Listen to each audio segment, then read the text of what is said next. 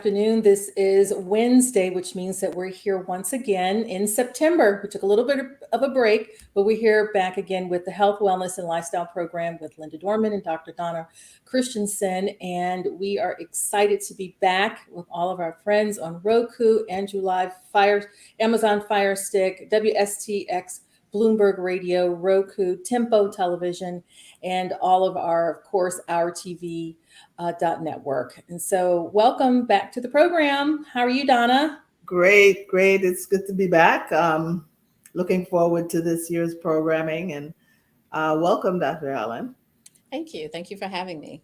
Yes, we are very excited to have Dr. Vanessa Allen, who is right here in the wonderful state of Maryland for all of our listeners and viewers from around the world, to talk about something we haven't touched on. Believe it or not, we've touched on a lot of different programming topics around health, wellness, and lifestyle. But today we're going to talk about gastro issues. One of the many practices or treatments that medical conditions that Dr. Allen treats is gastroesophageal. Did I pronounce that correctly? Reflux, otherwise known as GERD. Something that I have. Something that you have, Donna, something that we probably have all had some touch of. Yes. And obesity in a post-COVID environment. We've talked a lot about that because on future programming, and we're excited to bring Vanessa Allen back, Dr. Allen back, to talk about some things that she's doing in the obesity space that I'm excited to be a part of personally. So we'll just leave that as a cliffhanger for right now. And we'll bring you back, Dr. Allen. How about that? To talk about it. So it'll be a part 2. But for today, we want to talk about just feeling well and how do we deal with this issue of, I guess we kind of know it in the layman's term, acid reflux. And, we want to also touch on something that I think is really important when you're thinking about health providers, and that is to look at those who practice conventional medicines, who practice functional medicine, who practice some combination, Chinese medicine, all of the type integrated medicine, trying to get a handle on what all that means. So why don't we just, there's a lot to unpack. Right. So my practice is in Bowie, Maryland. I'm a family practice doctor. And I also have a special interest in lifestyle medicine, integrative medicine, functional medicine. I've done a little bit of it all. So, so patients will seek me out because they want something different. And I'm also got one foot in the Western medicine, and then I have my other foot in these alternative type things. And I usually interrelate them as a part of my practices. And because a lot of the things like with lifestyle is mostly diet. And, always ask patients, what's a typical day like for you as far as what you eat? And that gives me an idea like which direction to go, especially if we're talking about GERD, which is gastroesophageal reflux disease. And so that's when you feel that burning sensation in the middle of your chest. And for some people, it can feel like they think they're having a heart attack. But it's, once you rule that out, we find out that it's the acid coming all the way up through your esophagus, sometimes through the back of your throat. And some patients will present with a chronic cough that they just can't get rid of. Or it could be the burning sensation, or they wake up during the night because their chest is on fire because of this acid coming up in your chest. And I try to tell that the acid's supposed to be in your stomach to help you break down your food. But if it gets all the way up to your esophagus looks like the lining of your mouth. So it's eating right through it and it hurts. And so as a result, you're uncomfortable. So there's a lot of medications out there over the counter or prescription strength that to treat that problem, suppress the amount of acid production. But I tell patients, I don't think you're supposed to be on it for the rest of your life. I think it's just a short-term thing. But the way they market is like, you can stay on this forever. But that's not what it's there for. So if you don't treat the underlying problem, then you'll constantly have the chronic GERD. So when I go into their diet, I ask them what they eat. And if they have a lot of high-fat foods or acidic foods like tomatoes or citrus fruits, or they eat late at night and then lay down, or they smoke or they drink or, all the vices, if they do all that stuff, they might have reflux. It's not going to get better no matter how many drugs they take. So it's just a process of elimination, taking out certain things, adding some things back in. As a part of my alternative world, I'll say, maybe add in some probiotics or some digestive enzymes. These can help you to digest your food and do the things that your stomach's supposed to do. So you don't have to rely so much on the reflux type meds. That's Or excellent because I wonder if is this a condition that both children and adults, or is it kind of relegated mostly to? I see it in adults, not so much in children. Like I said, unless your child is like overweight. So I was going to lead into, of course, obesity ties into this because that extra weight on your chest when you lay down forces that valve to be open that should be closed. So you don't see it so much in children because they're usually at a healthy weight. They usually eat healthier foods. But like I said, if they had a lot of junk in their diet and they're overweight, you might see some GERD in those patients too. Gosh, well, we have this epidemic of loving fast food Hmm. as, my goodness, where it's affordable. We have these food deserts where fast foods have just supplanted themselves, and that's what kids are eating day in and day out. And then you have the school lunches, and I know there's a concerted effort across the country to bring in healthy foods. But as an example, in my daughter's school system, I asked them, I said, "What did you have for lunch today?" And they're like, "Well, we had pizza." I said, "Really? Was it the kind where if you hold it up, the oil just runs down?" And I get worried about that because I don't know if they know they're teenagers, Hmm. so they're young adults growing. And how do we incorporate more healthy foods? But then I heard you just say tomatoes and citrus fruits would Hmm. be a condition and a cause. We love oranges Only in if you're symptomatic. I mean, they are healthy foods, but if you get symptoms when you eat them, then I would say eliminate them. But if you don't have any symptoms, you can eat them just fine. Is that because we're allergic to them, or that has nothing to do No, with? their background of their food is their acids, and you already have acid coming up into your chest. So it's just like compounding it. I see. So, I mean, I really know the answer, but what kind of test might a person go through to determine that their chest, what they're feeling in the chest, is not heart, but it's really Mhm. GERD? I think it's like, say, if you showed up in an emergency room situation, then they would do like the EKG. They might do cardiac enzymes to make sure you're not having a heart attack. And then once they ruled that out, we just assume that it's GI or gastrointestinal related.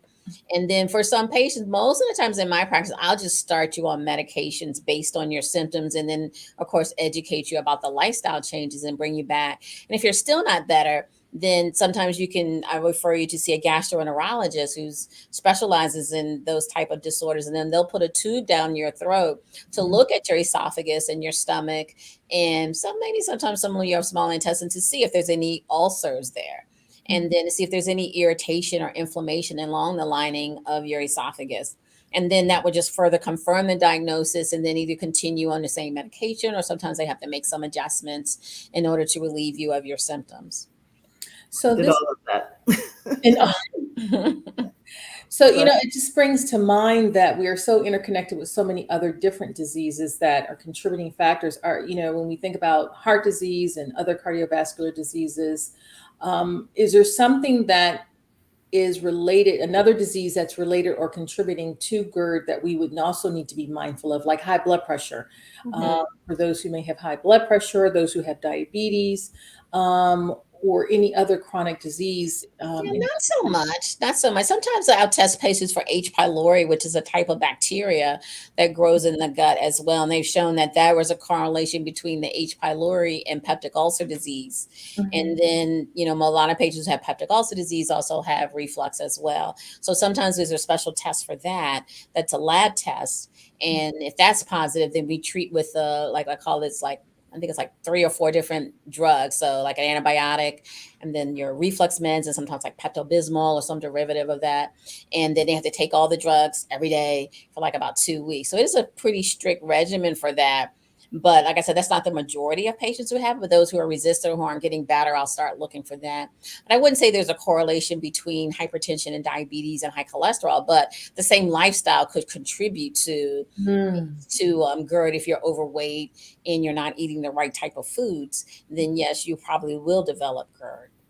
So when you have that awful taste in your mouth because you kind of, what they say, you Mhm. belched up or burped up your Right, food, rash is water or anything else.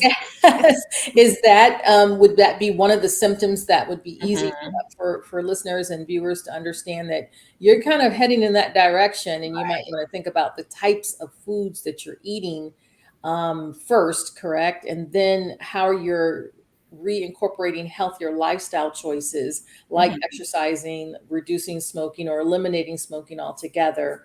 And caffeine's Reduce. a biggie too. Caffeine. What are you saying? Our beloved coffee is included in this? Gotta Oh go.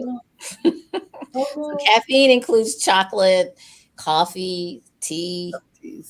Oh, okay. So all caffeines, all different caffeine, caffeines not just. that that But a lot agitate. of times people don't want to give up some of the things they really like. And then, like my husband, he drinks coffee and drinks soda and he has it. And I was like, well, just stop drinking it. And then I had it once. I was like, I'm out. I was like, I had it happen to me once. I was like, I don't know what I ate, but I'm not going through that again. So no wonder when patients come in and they're like crazy. And I was just like, they're like, oh my God, you got to treat it. I was like, what? How bad could it be? And then I had it once. I was like, okay, it was really bad, but I stopped whatever it was that I was doing. I was like, I'm not going to do it anymore. But some people, they need a little repetition. I don't know. Wow. And do you think that repetition is because they're just really not aware? I've had lots of conversations with folks about different health conditions, and I'm thinking, you're functional. That's not normal, but you're functioning as if it is normal because you've accepted it. It's not as, Right. They think it's a you part know, of them. And it's like, convenient. it really is not a part of your lifestyle. But like I said, they promote the meds, like you just take this every day and you'll fine. So it's like sometimes I'll see people who have hypertension, diabetes, and high cholesterol. So as long as I take my medication, I don't have to follow a diet plan. I don't have to exercise. I just take my pill every day. I was like, no, it doesn't work like that. Doesn't- Exactly. So I think the same mindset, if I just take my pill, I can eat what I want. I don't have to not eat the things that make it worse. I wonder if that's such a condition in And the so there are US. a lot of lifestyle changes, like as you said, exercising and dieting and so forth, that can lower your blood pressure and Mhm. help control your diabetes. But so you got to do a little bit of both. Yeah. Wow. Um, so what about what do you advise people about eating late and going to bed? And Yeah. So that's when you want your stomach to be quiet at bedtime, so that a lot of your GI organs or gastrointestinal organs work mostly at night, like your liver, which is your major detox organ. So if your stomach's still putting food into your gut or your GI tract, then your liver can't do the things that it needs to do. But in the physical side of it, the actual symptoms you have, and if you lie, your body's used to being upright. Remember my film Mhm. right here. I'm being upright. But if you are flat at night, then the acid can just go straight up into your esophagus, and that's what causes you so much pain when you lay flat. So we'll generally tell patients to, sleep at an incline like 30 degrees in order to keep that valve closed, because there is a valve between your stomach and your esophagus which keeps the acid in your stomach. But for some people, it gets loose, or like I said, the increased weight crushes it open, or it's just what over time, it's open, and then the acid is easily. It can stay down when you're upright, but when you lay down flat, you don't have that barrier anymore. That's interesting. I kind of always wondered because I'm one of those guilty folks that will, have my dinner early, and then my head, I think I'm doing great. Then all of a sudden, we're looking at television and we are consuming popcorn. We are going with the soda. We are, maybe there's some ice cream in the mix, or maybe even just a nibble on whatever we had. We'll have a second dinner. So what I'm hearing is, don't do that. That's Mm-mm. not good. Have a cutoff time. It is beneficial to have a period of time where you don't eat. You don't necessarily have to starve yourself, but a little bit of starvation, like 16 hours, is found to be beneficial. And it helps you as far as your blood pressure, your cholesterol, your diabetes, and weight loss. So that is interesting. We hear that in the context of a diet plan, kind of the intermittent fasting Hmm. programs to get. I've tried to study that to see if I'm a candidate, if it's something that I can actually incorporate and Hmm. not eat at a certain time and not eat after a certain time. That sounds like that would be a solution to acid reflux. I think it would be helpful. Yeah.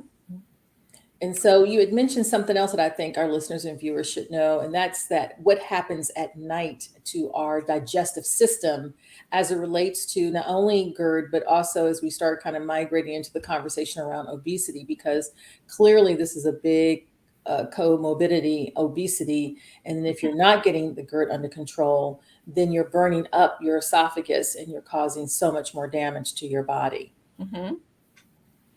So the question that I would have is, how do we get this under control beyond just eating and medicine? Is there something else in terms of that we need to practice that can help us think through? Are we taking a food log as an example? Are we getting our food sensitivities understood? Like I'm sensitive to gluten and I'm sensitive to egg. So why even bother if that's going to contribute to GERD? And then I often kind of wondered if when I'm not feeling that well, then all of a sudden I regurgitate, everything's coming up, not just the acid, but everything that's in my stomach. I'm often wondering why, what happened? What did I do to myself? Mhm. Well, that's a multi-pronged question. I'm not quite sure where you want me to start. I'm like, Oh, I got so many more, all but over the we're place. limited on time this I session. thought we were going to talk about one thing, and you go somewhere else. I was like, so which one you want me to focus? Well, let's see. Let's start with the last one. Why do we sometimes just throw everything Okay. at what's All happening right. in our So I body? think once your stomach gets upset, it's a lot of gas and, and then all of it takes is one last push and everything just comes up. So it's not selective, like we're only going to throw up the acid or only going to throw up what I just ate. Everything is going to come up. So that's pretty straightforward about that. And it just depends. If you know you're sensitive about certain foods, then of course we tell you to avoid them, but it is going to keep you in an inflamed state. So we know that over time, if you're chronically inflamed, you're not going to feel good. It might not just be your stomach, it might be your joints, it might be, the gas and the bloating, the weight gain, fatigue, insomnia. All of those are related to at some point to inflammation.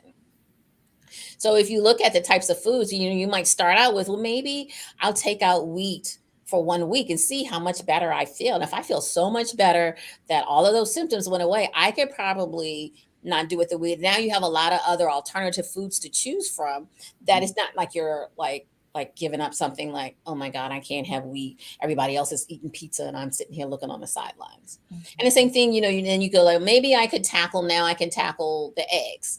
And like I said, they have egg substitutes and, what are some other things that I could eat? And, if I'm looking at it from a protein source or, for breakfast and things like that. So, you just gradually start taking them out one at a time. So you don't feel like you're sacrificing and you're giving up so much and you're left out, because we know that food is very social and Yeah. that, food is fuel. Fuel is fuel. So, Fuel. oh boy. Food is medicine. Food is not your best friend. It's not your Is Food supply. is medicine. I Food love is that medicine. concept. So a lot of times people confuse the food with the social life, and it's just a big part of their life. And then you have to really think, like you said, you eat popcorn in the evening, you might go back and have second helpings, and are you really hungry? Is it, what is it about it at nighttime where you like, whatever that flavor or that thing in your mouth that you really like, but it's not for nutrition, probably.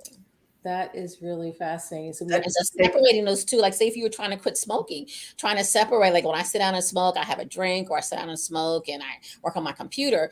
You got to separate those two together. And you have to do those things with food as well, too. Like, maybe on the commercials, I'll get up and I'll walk in place. I won't walk to the kitchen. I'll just get on my bike and ride my bike for a few minutes. And then, or maybe I won't look at those shows that have a lot of food commercials on them. I'm going to look at something that doesn't have commercials on them. So, trying to get away from that constant, when I sit down and eat or when I watch TV, I'm going to eat popcorn or I'm going to do this. So maybe you don't watch TV. Maybe you all do another activity together that doesn't involve the TV. So you don't automatically, I'm going to watch a movie. We got to get popcorn. That makes total sense. There are also certain medication that probably you don't want to be taking. What about things like Motrin, the NSAIDs? Mm-hmm. I think people need to know Yes. that. Mhm. And also, people often would ask, well, can I have surgery for this? And I'll let you answer. Yes. So surgery would be my last resort if Exactly. medication, Exactly. lifestyle, diet changes, avoiding certain drugs did not trigger your symptoms. So I have had a handful of patients who had to have surgery where they go in and they tighten up the I guess it's called Valve. the valve. Yeah, they can tighten up the valve between the esophagus and the stomach.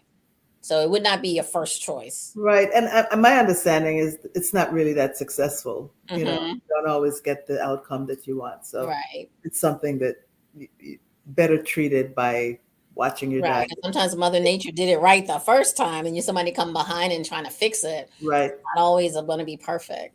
Well, speaking of Mother Nature, I'm kind of curious that part of your practice, you are trained functional medicine doctor. Can you explain what that means to I'm the glad we're getting listener? into that. Yeah, that's So important. functional medicine is, I think I started out with functional medicine first, and it's basically using your food as medicine or trying to find out what the root cause of the problem is. So, like say for the chronic conditions I see like hypertension, diabetes, and high cholesterol, it's like, were you born with that or what triggered that? So trying to get to the underlying problem about how did you get to a state of hypertension and diabetes. And we think of those diseases as more inflammatory conditions. So this is the end result of hypertension. But what happened before that to get you to the point where you became hypertensive? So looking at that, and usually we look at it, diet, exercise, um, stress, anxiety, the different Mhm. vices that are out there. And then from that, so that looks at how and why you got to your point.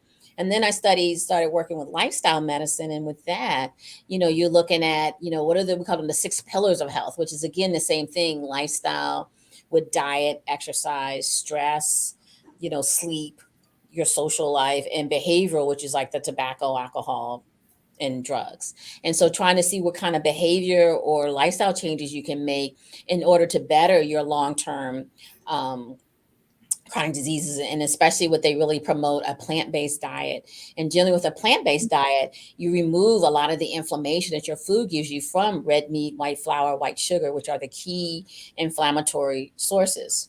And then if you get rid of those things, and a lot of things, your GERD gets better, your blood pressure gets better, your diabetes gets better, and your cholesterol goes down, because cholesterol only comes from animal products. So that's the Oh. combination of the two between functional medicine and lifestyle medicine. So cholesterol only comes from animal products, not Mhm. plant, not A lot plant. of times you'll see like a lot of the processed food will say cholesterol free. And I was like, well, it was never there. There's no cholesterol in wheat and things like that. Mhm. Oh, so that's a great marketing strategy to make us think that we're getting something healthy when it was never present in the first place. And a lot of my That patients think that cheese is not an animal product, and they say, "Well, I don't do animal products." I'm like, "Well, do you eat cheese?" Because they don't eat beef, and I was like, "Well, do you eat cheese?" And I'm like, "Well, that counts." I said, "Yes, that counts." Mhm. So cheese is comes from a cow, so it's an animal product. it's an animal. Eggs come from a chicken, so they are an animal product. Now, some people do strict vegan, vegetarian, and they allow certain foods in their diet. But like I said, I just try to say, just do it more plant based. Where can you add more plants to every meal? Mhm. And, instead of like 5 servings, can you go up to 10 servings of vegetables and Wow. fruit? So maybe a 70-30 ratio. Wow. Well, I mean, we're just going to have you come back on because we want to talk a little bit more. We have just a few more minutes to talk Mhm. about maybe obesity because I'm hearing the centerpiece of a lot of these issues is the fact that we have not yet gotten the obesity rates down in America, in the Caribbean, in other parts of the world. And this is this is the pandemic, and nobody's really thinking about it from that perspective because we are just what we call sitting fat and happy, and the thing is that it's killing us. Yes. Mhm. It's I think killing us. how we relate to food. I have family members that are overweight, and they have a different relationship to food than I do. And how to break that, it's Mhm. and have them really rethink. Right. And a lot Do of I times, like I said, really need to eat all of that? Right now, as I'm starting to study more as a health coach and not so much as a physician in perspective about, helping people deal with obesity, which is, like I said, triggers so many other problems. Once I address one, I can address a whole lot of other things too. Yes. And, getting into there's so much psychiatry associated with eating. Like I said, eating is just your fuel that you need in order to keep you going. But we know that there's so many other, a lot of people say, oh, I eat when I'm bored or I eat when I'm stressed. And, they use it as their crutch. And you have to really address, if you don't address those issues, like I said, I can get the weight off you, but I can't necessarily keep the weight off you unless I address some of those underlying problems as to how you got here in the first place. Because, like I said, if you lose weight really quickly, you'll probably gain it back really quickly if you don't change the way you were dealing with your food. And it's not necessarily like you overeat, but it does relate to like the types of foods you're choosing and how you consume them that gets you into trouble. Yeah, I mean, I just read a statistic that over 70% of Americans are considered overweight. Mhm. And I mean, to me, that says that there's something going on in our country, and particularly here in America, with Mhm. either our sources of foods, our advertising about foods, the availability of healthy foods and the opting of, or just that we have created a food industry that really is geared toward It's keeping quick and us. fast and little nutrients, and then depending on where you live, what access do you have to physical activity too? So if you don't have, And the fresh states food. that have low obesity, they do a lot of their stuff outside, like Colorado, looks golden, whereas some of the southern states looks like, what century did you come from? My goodness, it's so fascinating because I have a daughter that's in virtual school and virtual high school. And I thought, well, this will be great because they don't have gym classes in virtual school. They didn't have gym classes during COVID. So a lot of us put on what we call you go to college, you get the freshman 15 or 10. We put on COVID 20. I mean, it was just amazing. My kids did great. I didn't do so great. And so now coming out, we have incorporated very early morning exercise. And I call that her gym class. I said, well, you have to go to Mhm, gym class with me. I'm going with you. You're going with me to get up and walk. Are mhm. there certain, I guess we have to get to the habit of coming back into deciding that health is our number one personal priority, that we do have a lot of power to create a new health paradigm for us. Well, we are actually out of time. So, Dr. Allen, you're going to come back, correct? I will. Okay. And we're going to talk about that health coaching. So, just give us really quickly your company where people can reach you.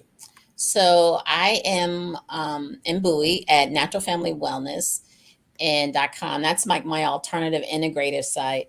And then my other site, which I hardly ever use. Let me see if I can find my cards. Hold on a minute. My other one is Good Sense Medicine, and that's my family medicine side. Okay.